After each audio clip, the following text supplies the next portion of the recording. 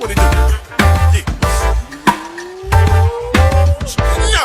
Teddy Ricky with the kid.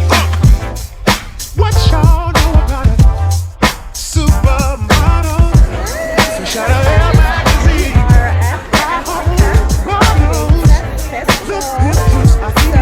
All things glam, and I'm bringing you a scope firsthand. Okay.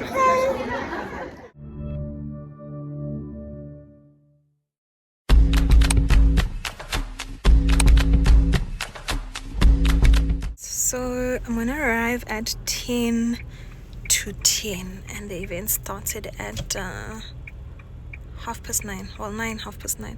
These are my accessories. Okay, why is it not? Yeah, but anyways, we're well on our way. I just wanted to communicate with you guys and just let you know what's going on. Banyana baka. Yeah. Turn right.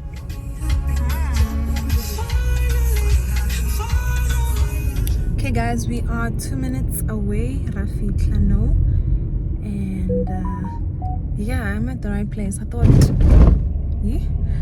was getting lost, but we definitely at the right place. Okay, I can already see the banners up, so let's go. Take the next right.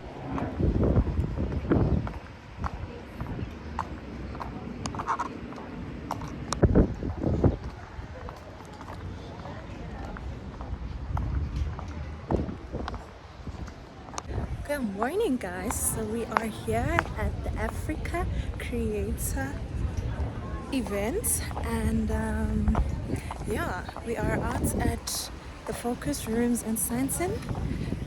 Like, it's about to be big, so I'm just signing in now, and yeah, let's enjoy this day. Let's go. I don't have. I'm here with humans. You're here with humans also? Yeah. Okay, cool. Yeah. What's your name? Tando. Tando. Girl saying. Yeah, same. Yeah. Yeah. I wish I could relate. What's your surname? What's your surname? Shabam, the TS. Chabangu. Chabangu. Did I say it right? Yeah.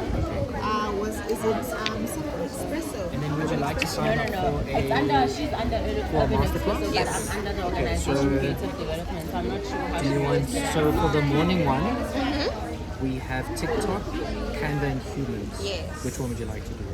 I have to pick one. So yeah, you can only pick one. Yes. So you said it's So it's TikTok, Canva and Humans, and then the ones at 12:30 you can do YouTube podcasting or you're Meta. definitely doing YouTube. Let's do TikTok. YouTube and TikTok. Yeah. Okay, cool. Content tab, and so TikTok, Canva, humans, content What's your name tab. again? Tando. Or Then how in the can I forget? afternoon, we have YouTube, podcast, content tab, and Meta. YouTube podcast and the camera. Oh, and you get a free cap also. Oh, what? You get a free YouTube cap also. And then which one in the morning? Because you're one of the first ones. The humans of human interaction and digital. And then you're just gonna go to that stand over there and just get a YouTube cap.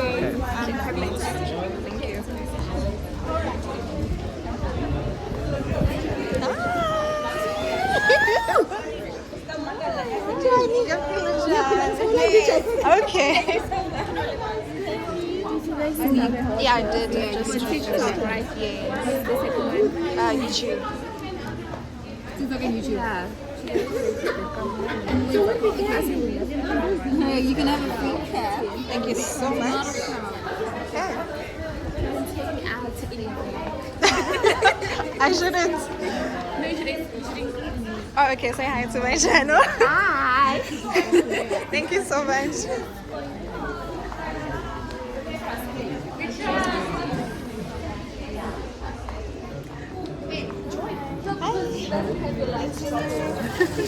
Can I offer you a glass of JC?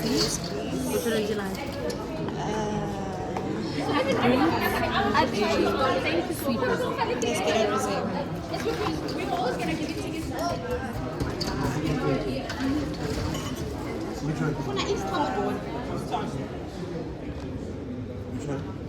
Thank you so much.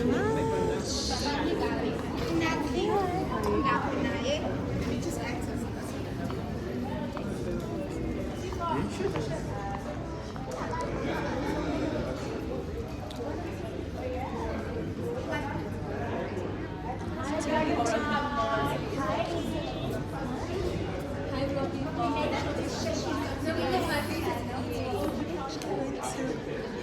conversations from our esteemed panelists, our panel beaters, I shall call you today.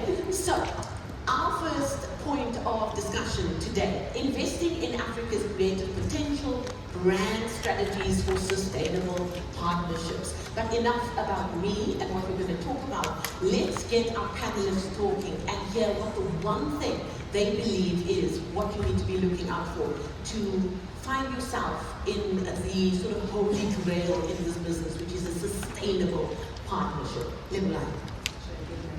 Yes, you can. A little bit of both. There we go. Now we can hear you. Hello everyone. Yeah. Still can't hear me. Hello? Thanks. Is that better? Here we go. Yes. You can hear me? Yes. There are people in the room. Yeah. It's so lovely to meet you. My name is Limbu Lion, known as the voice of marketing and your friend in all things, marketing, brand building, and sometimes pop culture.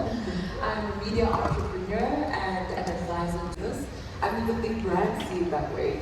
So the way that we interact with one another is very antagonistic instead of it being something where we're co-creating and we're really saying, this is your strength, so you come in on this is our strength, this is how we're coming in, you know?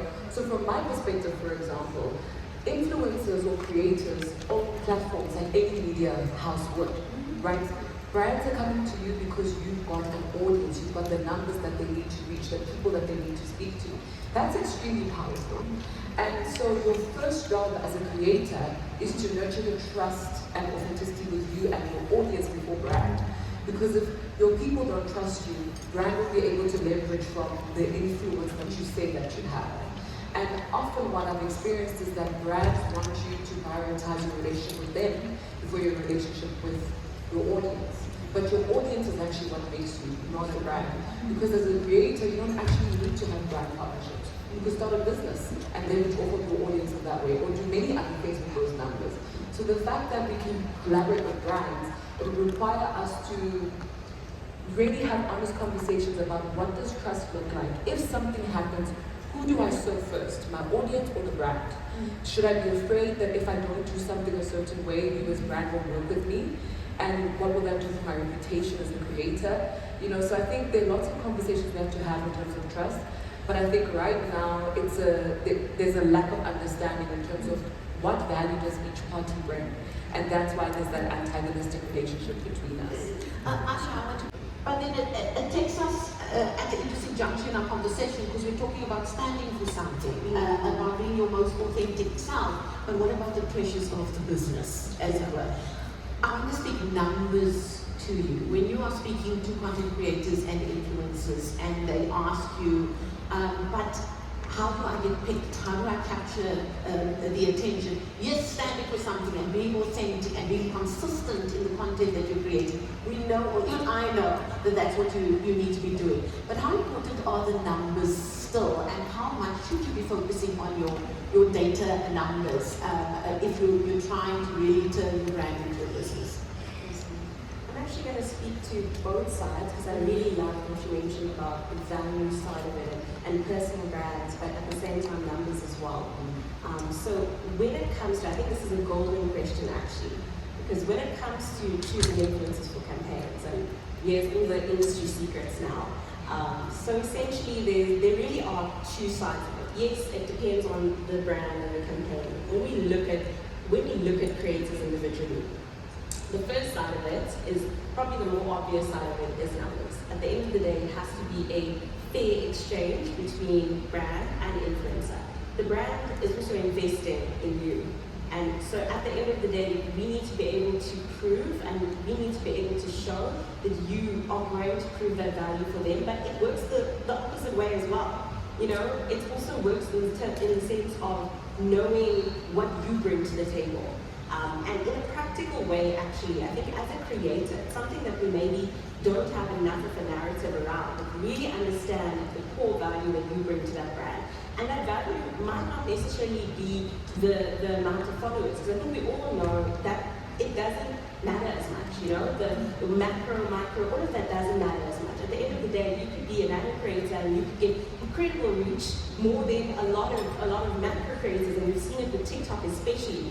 And I think when it comes to engaging with a brand, for that influencer to understand, actually, this is the number of followers I have, but this is the engagement rate I bring. This is the typical engagements I get. When someone DMs you to say, hey, I bought this because of you, or they post that story to say influenced by whoever, keep those receipts. I think as a creator, it's also really important for you to be able to say, this is what I bring to the table, and actually know what that looks like. Then in terms of the value side, so of course as brands, we do look at the numbers, and when I say numbers, it's generally not, influencer numbers or follower numbers don't really count anymore. They don't really matter. At the end of the day, it's the type of people in the back. It's the type of, the amount of engagement you get from your community, but even more than that, it's not that number. It's what are people actually saying in your comments? Is it yes queen? Or is it, is it something related to the brand, related, or even related to your creativity on that campaign? And that's also another thing that it holds a lot of value. Again, not all engagements are equal either. So that's the one side of it. Something that I've learned, and quite recently more especially, and what we've realized it as humans, but what we're trying to actively make a difference on now is oftentimes when influencers are frustrated about something, influencers talk about it, influencers post about it, influencers talk about it to other influencers. I'm in the middle, brand is there, we hear nothing directly except for posts that go viral or things out on the internet. No one comes to us to say, we don't agree with what was done there, or could things have been done differently. No one actually speaks, and I don't think influencers realize that. No one actually speaks to us directly. 99% of the feedback we get is actually feedback with you posting about something or chatting to other influencers about something. And that leaves a big gap because there's almost silos between influencers, agency, and brand. And I won't lie, that's actually mainly our job, and something we're actively wanting to do going forward is we're in a unique position where we talk to both of you equally. Even though you don't always tell us your pain points, we have that open line of communication with you, which oftentimes brand doesn't have. But we also have that open line of communication to brand. And so it's up to us as agencies and platforms to open up those conversations, but it also starts with every single one of you. Were you part of the campaign where you didn't agree with something or think something could have been done differently? Why don't you tell the campaign manager? Why don't you tell the brand manager? Why don't you tell humans? Set up a meeting, I'm gonna come to your office, you did something wrong, I wanna tell you about it. We actually really want that because more often it's just hearsay. Every piece of feedback that we've been getting on campaigns lately has been hearsay. And I think by opening up those conversations more, we can also understand what you want as much as what brands want to make both parties happy. Okay? Talking on social media a lot about other things except for the brand. How important is it for brands to tell their brand story, or even an influencer or anyone within the content creator space? Can you please just say that again? I didn't hear you. How important is it for brands to tell their brand story?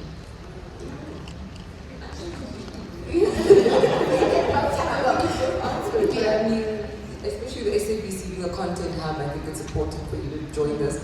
But I think it's very important for brands to tell their story because we're living in the content first era or season right now. It's not about the brand or the creator, it's about what are you sharing that I can relate to, right? So people will see the content first before they know who the creator is, and that's what they're going to follow, and that's what's going to influence them, or at least that's what is going to buy a piece of their attention currency.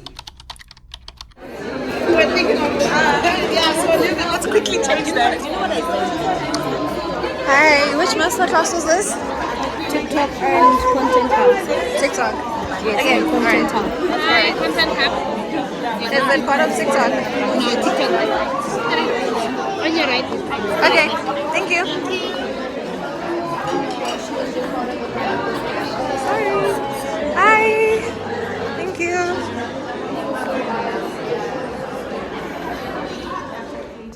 startup called Mom Says. And because of my work, I featured in the Forbes Africa 30 Under 30 list. I'm also part of the TikTok Level Up Creator Program. So you can be sure that I'm giving you some golden nuggets today. Okay. Now, this is going to be a very interactive workshop. I need your energy, and that's what I'm going to feed off. And I thought we'll play a little game. Now, everybody here knows what's TikTok. But I want your wrong answer. What do you think TikTok is? It's a dancing platform. Okay. Anyone else? Yes. An alarm game. Oh, okay. Interesting. Anyone else? Streaming platform? Like the cooking platform? Cooking platform. Anyone else? Yes, it's an app for kids. Huh? An app for kids. An app for kids. Yeah. Becoming the new search engine for Gen Zs. That's where relevance comes in. Keywords and caption is gold right now on TikTok. I recommend that you post minimum of 3 times a week if you want to get pushed on the FYP.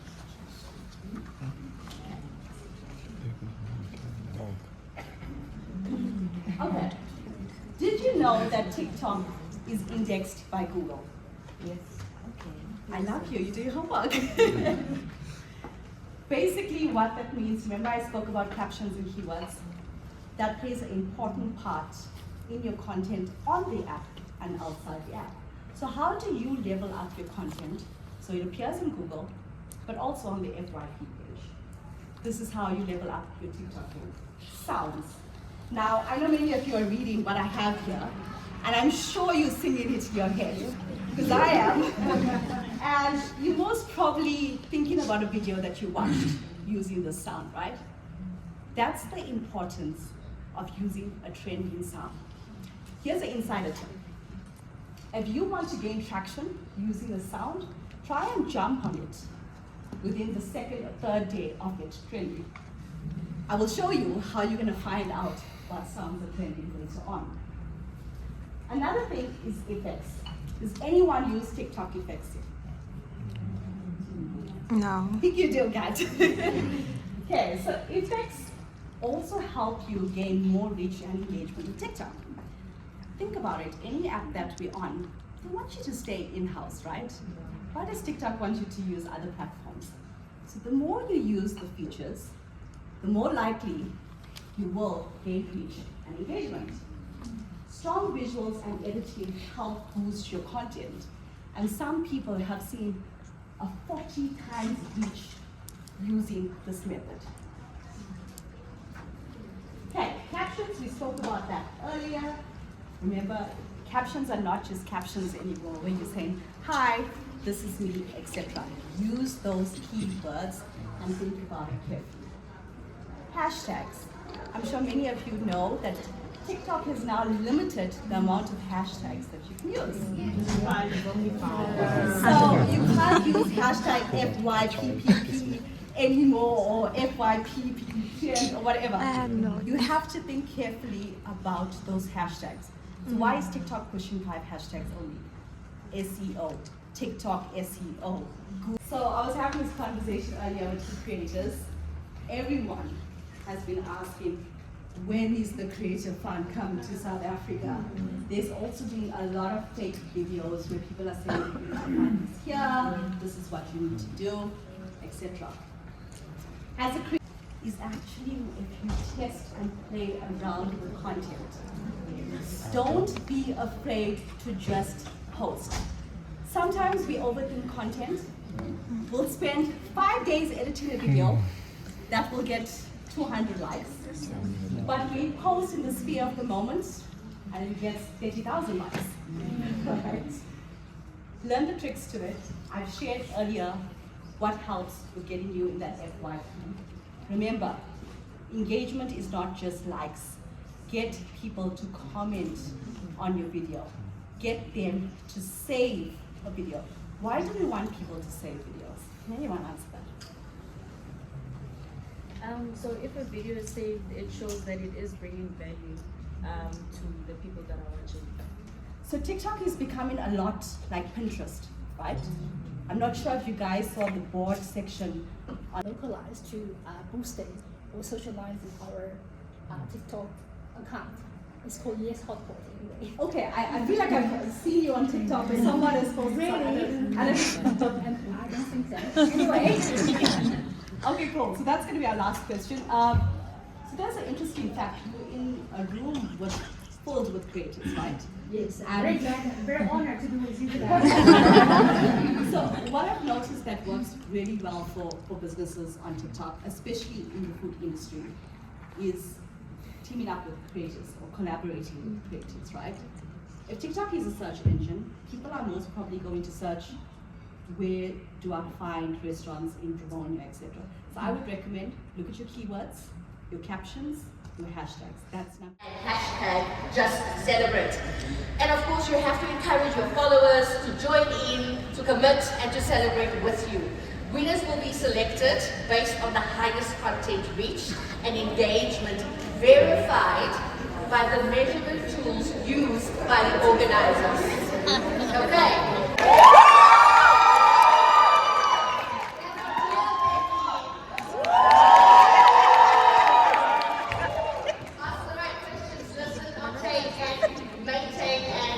Remember, everything you are going to learn today, here and in your classes will be applied at the end of the day. Okay, have fun. our wonderful MC, Kim Wooten. It's here.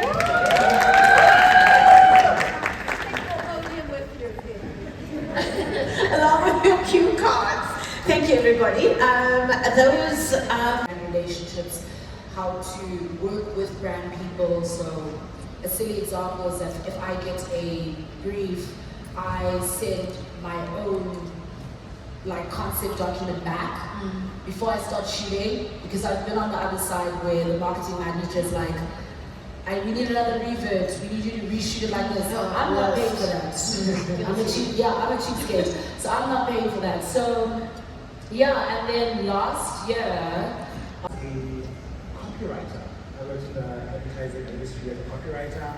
My handle on Instagram is Dear Baby. I used to love writing. I used to enjoy writing from high school.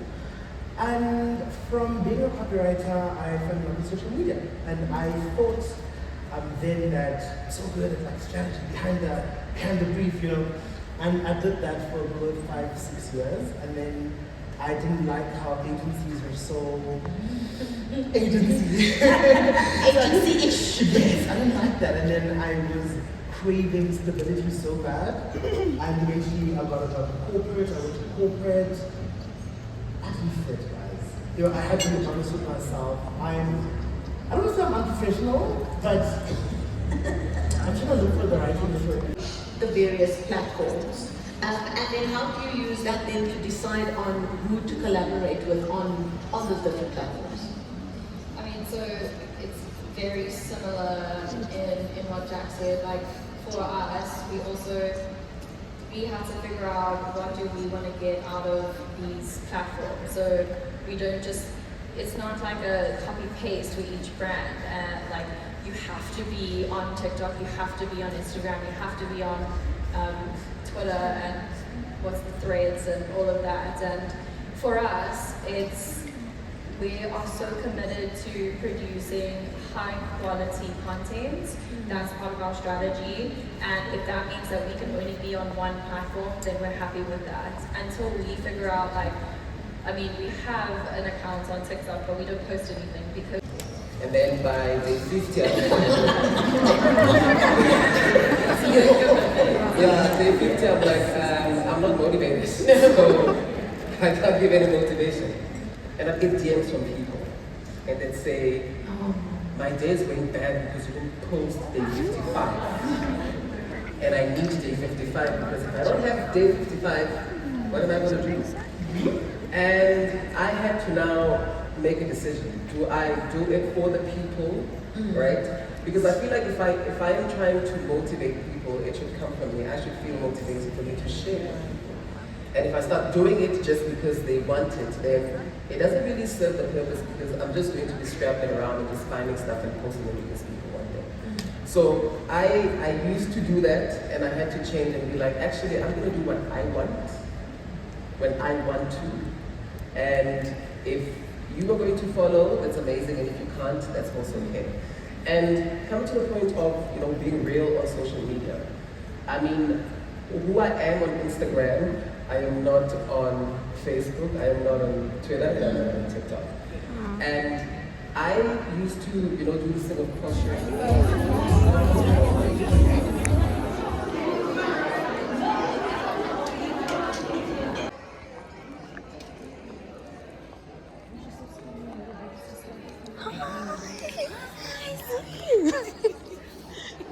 How are you?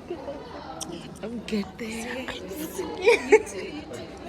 You'll monetize, some of you are not. They've asked me to cover like pretty much everything that you could possibly need to know about the platform. But I don't want to also go through every little detail and find you guys are not like, oh, I had that thing that I just wanted to understand. Maybe I'll just go around the room quickly and understand some of the key themes. If somebody's raised something that's already on your mind, then don't answer it. Then we're just going to get additions to that. So I'll just go through everybody. What are you hoping to get out of your masterclass today? How to pause and reach 1,000 subscribers Oh. or more. Oh. So I mean the travel content space. Also like how to get brand deals. Okay, brand deals. You are a personal brand. You should be able to learn how to translate that into all these different environments. And what we're going to try and get through today, just as a preliminary, is to understand that as audiences, not the creator side, as audiences watching content, we don't only bump into you on one platform. We live in what's called an omni-channel world. Who can tell everybody what an omni-channel world is? Yes, sir. It's a world where there's so many different channels, and everyone works across all those different channels, be it LinkedIn, Facebook, Instagram, TikTok. Correct. Yeah. Radio, print, television, whatever. Correct. So basically, if you think about it, I come from Cape Town. I grew up in Joburg, and I love Joburg, and I would love to be back in Joburg. It's the communities here are really, really wonderful, but the lifestyle, girl. So now I live in Cape Town, and I run the business from Cape Town. But yeah, exactly. Although the money is here actually, and that's why I come down every now and then. But no, I grew up in Joburg, and I moved to Cape Town. But I flew in this morning, for example, and on my way into you guys, meeting everybody here today, I would have seen airport advertising in sort of their planes. I would have seen billboards on my way. I would have scrolled social and seen some ads in that environment. I would have, come here and seen a leaflet. I would have seen a TV screen playing something else. As audiences, we're being bombarded by media in all different directions, and you're only talking to people in one world. And if we live in an omni-channel environment as brands, you need to think about how we show up in this very omni-channel environment. Because the way that we interact with media is not, I only go to TikTok and that's the only media I see in my life. I see lots of kinds of media. And understanding where audiences will be able to find you is really, really the process of what a creator should try and do in their world. Do you want to use my settings? Question in the world right now, it's a thing that exists. Most of the time you're going to, like your Spotify or like the actual app called Podcast on your phone, whatever it is, to listen to podcasts. And YouTube recognized that there was also this big move towards video podcasts, people actually filming the conversation as well. And they recognize as well too that they're a video platform, and a lot of this content in long form is basically podcast style. And so they've created a whole new environment within the app itself for podcasting.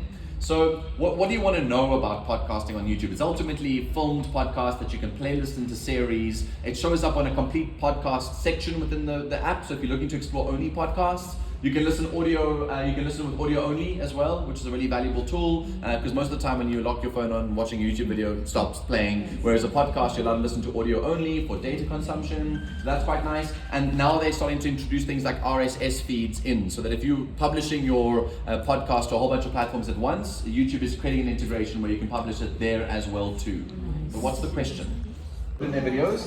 Now, just to understand, the actual clickable element is not in the video you upload, but the space for the clickable element is in the upload that's there. It's 15 seconds at most, nothing longer than that. And so you create almost like a colorful board. I just wish I could show it on here, man. But you create a colorful board for yourself that you keep with your music at the end for 15 seconds, or somebody talking over, hey, if you like to click the link, if you don't like to click that thing. And then what happens is when you upload the video to YouTube, you can add end screens or end cards, and then you just drag the element into the spot that it needs to be, where you've created space for it, and you pop it in there, and you can decide what people should watch. You can take them to another playlist. You can take them to another video. Your little icon for subscribe directly from the video can be on that icon as well too. And it gets some really good interaction. And it keeps people watching your content. Because if you ever let a YouTube video run out, and the little circle starts going, and it tells you what to watch next. YouTube will tell you what to watch. As a creator, you want to prevent that. You want to try and get somebody to watch my things next. So that end screen for 15 seconds encourages them to want to watch one more of your videos rather than something random. Yes, ma'am. This really, you're quite short-term focused on my brand campaigns and my now, but you're ready to start thinking about the longer-term sort of nature of your sustainable revenue. First and foremost, YouTube AdSense should only make about like 20% of your earnings. Brand deals are still going to be the biggest one, about 30% of your earnings. But then there's so many other ways to earn money as a creator. Obviously, you are building a personal brand. You should be emceeing things or speaking on panels, or you should have merchandising and opportunities to expand your revenue streams so that you can obviously make sure that your earnings, your incomes is sustainable. So to try and make sure that you're getting seen is how many times your thumbnail needs to appear. You want to see that number grow. But you want to keep your click-through rate high. If your click-through rate is anything, is this my 5-minute mark? Lovely, thank you. No. If your click-through rate is anything lower than 5%, you really need to try and get it to 5 at least, and then to 10 to become, all right, now we're talking. And so that means experimentation. YouTube have what's called an thumbnail A/B testing. If you have a strong enough YouTube channel, they will allow you to use it in the back end. You can upload 2 thumbnails, and it'll decide which one is most likely to get people to click, and then it will keep serving people that one. If you don't have that, you upload your thumbnail anyway, and within 24 hours you go and see what the performance of that click-through rate is. If it's cuck, replace it. Okay. I'm not joking. Every 24 hours, go and check what's happening with that click-through rate to make sure that it stays above 5. Say hi to my channel. Say hi. Hey guys. No, we'll eat after. I think like obviously they'll. Yeah, what?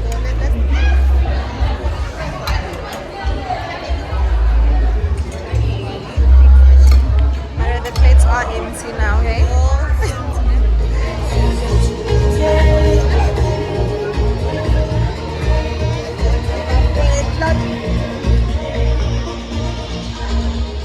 I think that we're going to turn influence into an asset class. Now, I know you'll think I'm very strange saying this, but I definitely think something like this is coming about. You're going to be measured not by how many members or followers you have, but by how many people believe in the trust that you are creating in the different types of communities. And then in the risk, I think that the biggest risk, and you'll definitely back me here, is an AI and deep fakes. I think that that's a huge problem that we're facing, and we need to get a grip of this, otherwise it's going to be growing the entire community of which influencers exist in. So we're talking trends, we're talking technology, we're talking about big bad risks that potentially are out there that we need to be aware of. But Nicole, I'm going to talk with you. Your colleague Asha was on it's all the cash or in kind. It's the value thereof that falls into this whole part called your gross income. So it's every value. The beautiful shoe that they gave you, that's 1.5, you declare it. There's no threshold. It will go out via exemptions or allowable deductions that you guys do have and that you can claim. And SARS will legitimately give it to you. You can show them the basis upon which you're claiming. But the starting point is that you have to declare everything. If you don't and you don't register, it becomes a massive problem. SARS is actually setting up a separate unit just dealing with the gig economy and social media influence. Like they do with large business, international clients, and tax practitioners. Nicole. So this is something we can.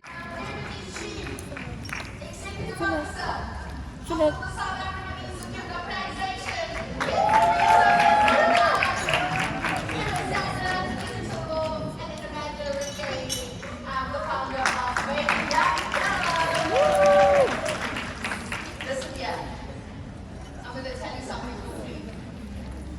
You could be an actor. Do you know what I mean? Yeah, we are seen as independent contractors. I pay tax. I don't have the benefits of being a full-time employee. It doesn't matter how long my contract is. And we are still after 40 years like employees. So, take your business influence, and you're a part of it. Oh yes. So thank you for having me. After this, you are going to your content hub, and you're going to create some content. Keep in mind that beautiful big guys, I'm sure it's like at the forefront of all your minds. But I'm going to hand it over to the lady of the hour. Thank you so much. I know it's been a long day. Every year it's a long day. Unfortunately, next year it'll be a long day. Thank you so much, guys, for giving up the Saturday. I know it's a lot to take in, and I mean, and that's the purpose of it, right? I want you guys to have an immersive experience, to learn as much as you possibly can, take that knowledge, apply it, and be greater the next day. Okay. I know the last session.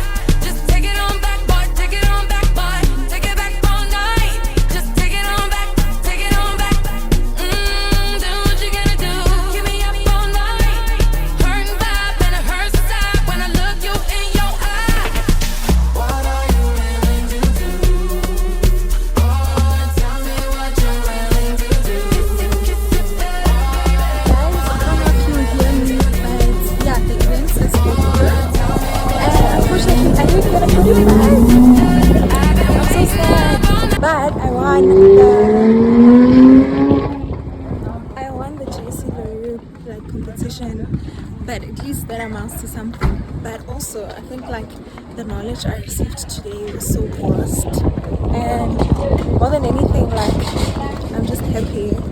So yeah, I'm going home now. I'm going home. It was so fruitful. Let me get in the car. Maybe you will hear me. Hey guys, and I'm just here to close off this vlog. It's been a long one, but you guys have been so faithful. I know you've watched until the end. I am officially back from the Africa Creator Festival as an influencer. Guys, the day was so amazing. I hope you guys have learned something from the vlog, because I tried my best to, you know, capture everything. And if there's any questions, I think I'll do probably like a separate vlog on my take and what I took away from the day as a whole. So guys, as I said, I wanted to close this vlog, and unfortunately I didn't get a goodie bag, but honey, we won at JC LaRue. Okay, so we had to like post an Instagram story, and they picked someone from the stories who would win, and I won this goodie bag from JC LaRue. I hope we'll soon collaborate with JC, and this is what I got: the JC LaRue shampoos. And if that's not good enough, I also got this can. It's not a cider, but the JC LaRue can. And yeah guys, cheers to more events, cheers to more celebration, and I love you guys so much. Don't forget to subscribe, don't forget to like. Shout out to you all for being a part of this family, and catch you on the next one, besties. Have a baby by me, baby, be a millionaire. Have a baby by me, baby.